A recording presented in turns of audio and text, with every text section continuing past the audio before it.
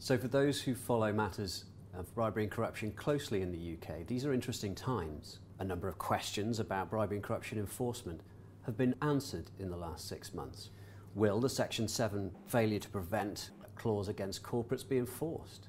Yes, it will.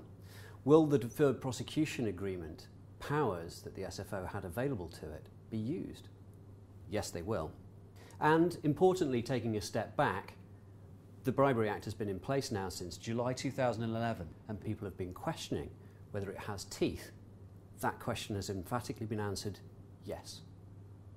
The latest edition of EY's UK Bribery Digest casts its eye over cases in the last 6 months, which include, in September, the Scottish authorities bringing its first case where a business accepted that it had failed to prevent a third party paying bribes on its behalf.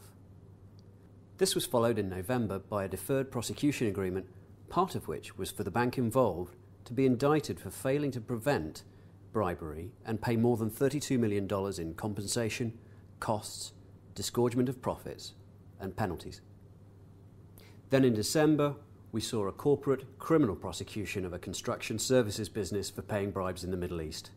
The remarkable point in this case was what it teaches us about cooperation with the Serious Fraud Office and what those who are judged not to have cooperated can expect.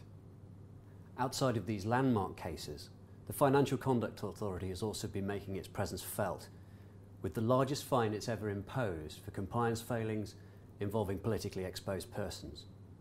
Lifting our sights slightly, the US Department of Justice has levied its largest ever fine, the second largest in aggregate terms of bribery and corruption fines ever. Our featured interview in this edition is with the Serious and Organised Crime Division and the Civil Recovery Units in Scotland, the bodies who take forward bribery and corruption cases. Close observers will see subtle nuances between their position and that of the SFO, their counterparts in England and Wales.